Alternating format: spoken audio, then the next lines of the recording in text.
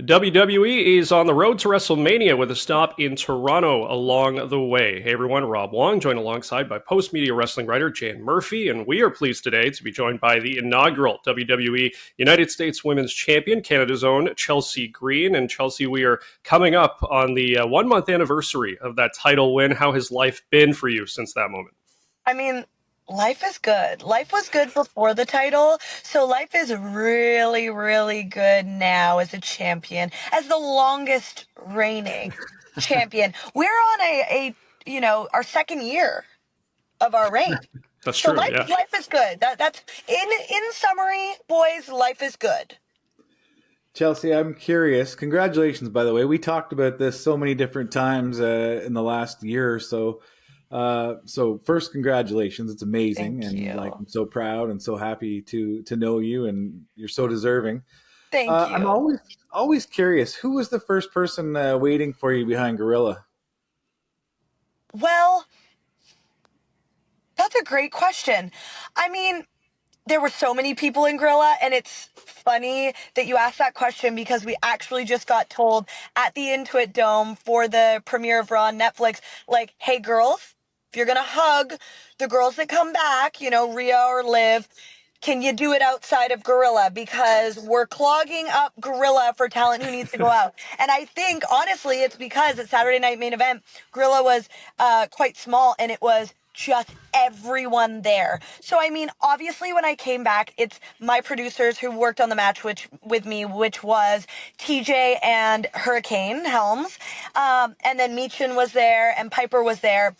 And then we had a little bit of a smaller roster, so it was more like Rhea and Liv and Cody, and I believe Punk was back there, Stephanie McMahon was back there. So, I mean, it was so many people all... I can't even explain to you how sweet it felt when cameras went down and all of the camera crew hugged me as I was exiting the ring. Like, stuff like that means a lot because... of course we're going to support our coworkers. We're going to congratulate our coworkers because we know how it feels. It matters to me that I make everyone else feel good. So for the camera crew to put down their cameras and hug me and congratulate me, like I must not be that bad of a guy. And who was the first person that you called? Probably my husband. I Yeah. mean, that's an easy one because my parents were there, my in-laws were there. So I would say, yeah, my husband. Yeah, no, that's a good one. Got to be number one on the Yeah. list for sure. So you mentioned Raw the other night, the debut on Netflix. So much hype going into it, so much excitement. What was it like to actually be there? I mean, the venue from what we saw on Netflix looked incredible. The fans were obviously going crazy throughout the show, but to actually be there, to be a part of that, I know Triple H talked about it being sort of almost like a PLE, like a WrestleMania kind of excitement and Yes. vibe heading into it. But to be there, what was that actually like? It actually felt just like WrestleMania or just like a SummerSlam or a Rumble. It was really, really big. I mean, I don't know that we've had a red carpet that it was that big in ever. Ever, really. We had a lot of celebrity guests attend to, which kind of always ups the ante, as well as legends, to have The Undertaker there, to have Nikki Bella there, like that's just really exciting for us as talent. And on top of that, I think we were all just really, really excited that this is happening. The future for WWE continues to just go up and up and up. And just when you think it couldn't get any better, now, we have 283 million Netflix subscribers in 190 countries watching us. That is huge, to put it lightly. So it was a really, really exciting show, and I think everyone had a little bit of nerves surrounding it, which is always fun.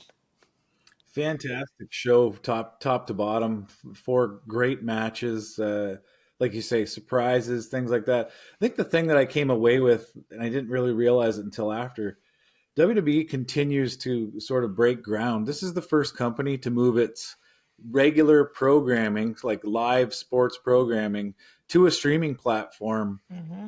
ever.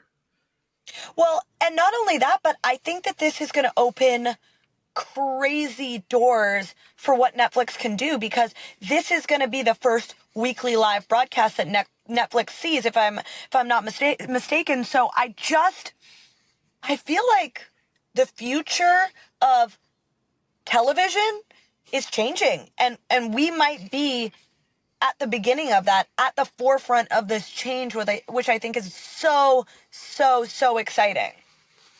So I want to touch on this title run that you have right now, and as you said, you're into year number 2 as United States Women's Champion, and of course, being the first champion, there's a lot of pressure and there's a lot of excitement that comes with that. But I'm curious, is there almost sort of a level of freedom because no one has been in your position before with your specific belt, that you can feel like you can take this in many different ways, that maybe you're brainstorming one day that this is what I want to do, and you're kind of paving your own path because no one's done it before.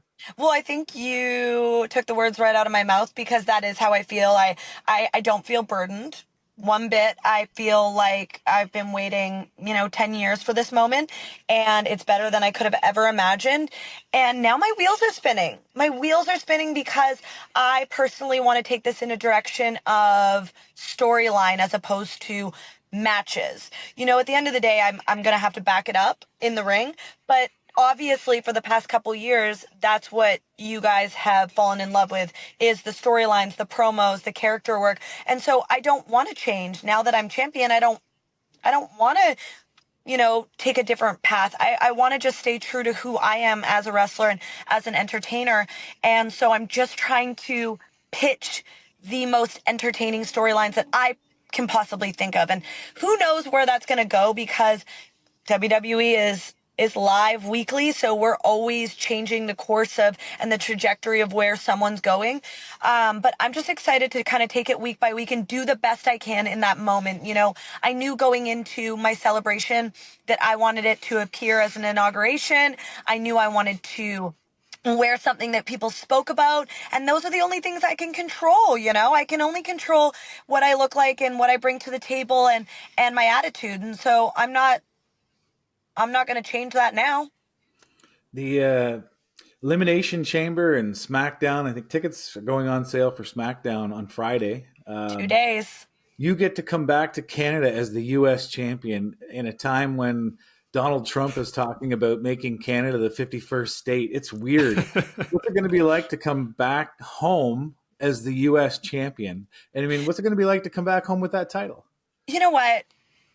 First of all, the fact that we get to do not 1, but 2 days in Toronto, yep. Friday, SmackDown in Toronto at the Scotiabank Arena, and the first Saturday Elimination Chamber, that is like, oh, you couldn't get any better. Would I have loved to bring it home or to win it at Survivor Series? Of course, but it makes it that much sweeter now that the fans have seen me on this ride. They saw me, kind of get the shaft at Survivor Series and not be able to be in that match. So I'm coming back to Canada with a vengeance. And I'm excited to show off my championship, to speak for all Canadians, and I can't wait. I mean, we had such an awesome showing. I believe it was the highest grossing Canadian arena show that we had last time we were there, so I think we're going to blow it out of the water this time. After that, the road to WrestleMania is right upon us. What would it mean to you to get that WrestleMania moment and go in and defend that championship on the biggest stage of in wrestling? Oh, I mean, of course I've got my fingers and toes and everything else crossed that I'm able to hold on to this championship until I get to WrestleMania in Vegas. At